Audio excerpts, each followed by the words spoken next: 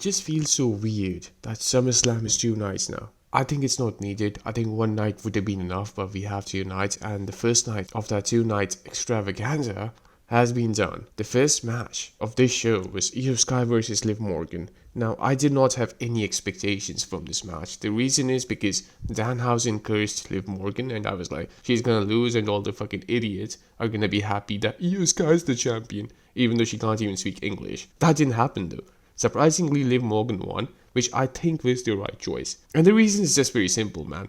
She can speak English and the other one can't. Like, I don't even care who's the better wrestler, even though I would argue that they're both equally good. You know, like, I don't see why Iyo Sky is the better one. Like, she can do some diving moves, but that's about it. I don't care about that. You know, like, there are lots of people who can speak English, who can cut decent promos and do diving moves. So what's so special about Iyo Sky? But anyway, Liv Morgan gets a lot of hate, and I don't understand why. A few years ago, everybody was rooting for Liv Morgan to win the title when she was feuding with Becky Lynch and she was the babyface. All of a sudden, everybody hates her. I don't understand this. Like, she's the only one who has somewhat of a character and, like, actually has some sort of a storyline, or she's coming off a storyline which, like, also kind of made what her character is. You know what I mean? So I don't understand why she's the one who gets the hate, but it is what it is. I'm not saying that she's fucking excellent or anything, but compared to the rest of the roster, especially in the women's division, I think she's a lot better. She wins the match. She does an Oblivion, which was just completely no-sold by Iyo Sky. From what I could tell, she delivered it properly, right? Like, it's not like Iyo Sky just reversed it or countered it in some way. That did not happen. I don't understand this. But then Liv Morgan did another Oblivion and then pinned her.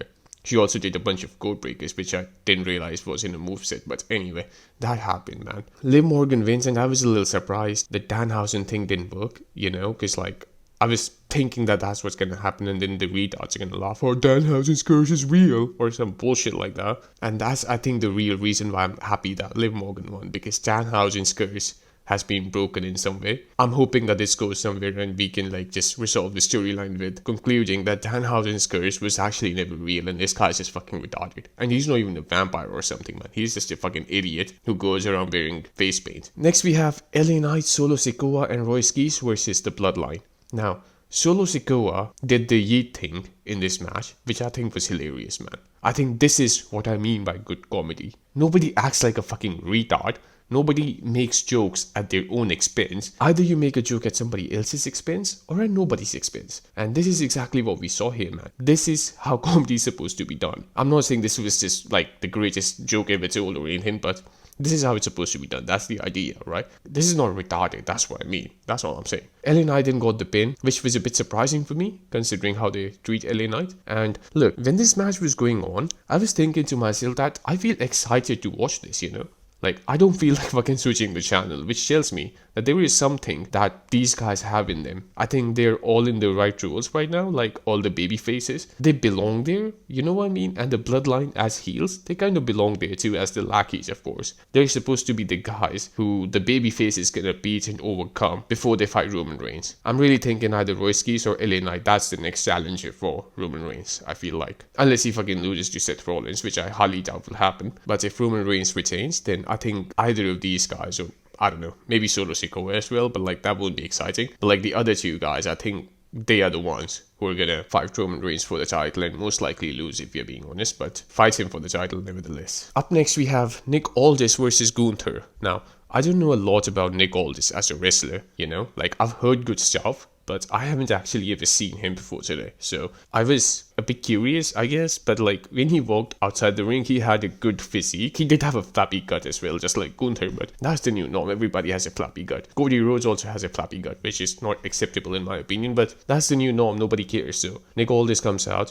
He looks like a wrestler who can actually be believable in today's time, or even in the past, man. Like, he is a big guy, you know? He comes out, and now because he's a general manager who has transitioned into a wrestler, like, it only makes sense if he's gonna lose to Gunther, which he did. And now he's gonna fucking become a wrestler, I think. He's a full-time wrestler going forward. There's gonna be a new manager. After the match, Mickie James came out and, like, they all gave him an applause because he gave it his all. I don't know what the future is really for Nick Aldis as a wrestler, because it's just so weird. Like, we've never had something like this before where a general manager just becomes a wrestler. Turns out he can actually go. Like, we've never seen something like this, so I don't know what's gonna happen. I highly doubt that he's gonna become a world champion or something. What I'm thinking is that he's gonna maybe win a few mid-card titles, and there is a heel turn that's gonna happen at some point. After that, we have the Bellas and Paige versus Fatal Influence. All of Fatal Influence looks weird, except for Fallon Henley. The other two, it doesn't even look like they belong in wrestling, man. Like, they're not presentable enough. It's just how it is. It's sad, I know, but it is how it is, man. They look weird. Paige takes the pin, and then the Bellas turn on Paige. This, I think, was just a heel turn that was done for the sake of SummerSlam. Like, you have to have something going on, so, oh well, the Bellas turned on Paige. It was forced, like, I don't understand why this would happen. Now they're gonna come out next week and say, oh well, we had to do it because some fucking bullshit reason. It doesn't matter, man. Like, this is such a classic wrestling heel turn. I don't know how to say it, man. Like, people don't understand that. It doesn't make any sense. It's just so overdone that it doesn't feel like anything anymore. For that reason, I think this wasn't very good. And I also think that we have 2 or 3 veterans, so to say, coming back to wrestling. They should be feuding with other people instead of feuding with each other. We have already seen this 10 years ago. You know what I mean? Like, they should be fighting other people as well. Why is Paige not going for the fucking world title? You know what I mean? Why was she not in that tournament to determine the interim world champion? That should have happened. And when Rhea Ripley comes back, maybe Rhea Ripley versus Paige would be a decent match. Just because we have never seen something like this before. So overall, a bad decision in my opinion. Then we have CM Punk versus Cody Rhodes. Now this match went on for 30 fucking minutes. This is unacceptable, man. These two are, in my opinion, not good enough to have a 30-minute classic. So to say, like, it wasn't a classic in my opinion, but that's what they were going for. They wanted this to be some sort of a SummerSlam classic, and it just wasn't, man. It was just a typical WWE modern day match. Finisher fest, the referee gets knocked out, Randy Orton interferes, and people are like, oh, Randy Orton came back. Michael Cole, he's making it a big deal. A bigger deal than what it actually is. Randy Orton was a part of the roster for the 4 months that he was out. So it's not that surprising to see him back. Like, it's not like he came back 3 years later and nobody thought that he's gonna come back ever. That's when a return actually has some fucking value, When you really think that this person's not coming back now. When you know that at some point Randy Orton will come back, it doesn't make a difference. There were so many finishes in this match which I also didn't like. I mean, that's just the new norm as well, Like, this is just something we have to accept and move past. A lot of finishes will be done and people are gonna kick out left and right of finishes, which is literally the contradiction of the word finisher. It doesn't finish the other person, so that's another problem, but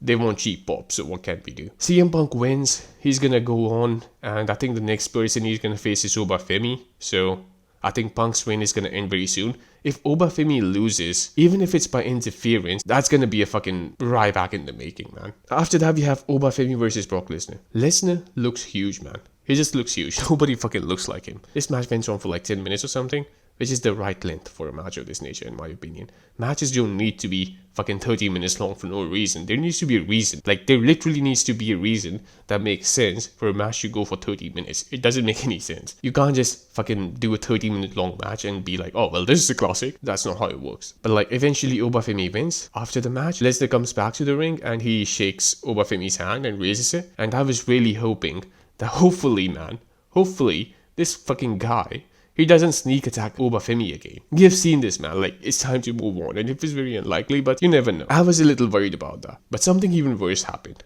Lesnar grabs the mic and he says, everybody watching this shit. This is the future. This is the past, the present, and the future. He says that for Femi. And that's just fucking gaslighting, man. Nothing against Femi, but he is not the fucking past, the present, and the future of this company. He's just not. That was the end of the show. Overall, I think it was still an enjoyable watch. I think the CM Punk versus Cody Rhodes match was just complete crap. And the reason is because it was so typical of the modern WWE match where the referee just fucking gets knocked out for some reason. Somebody interferes and people are like, oh man, we never saw this coming. That type of bullshit, which I did not enjoy. But aside from that, I think it was okay. It was average.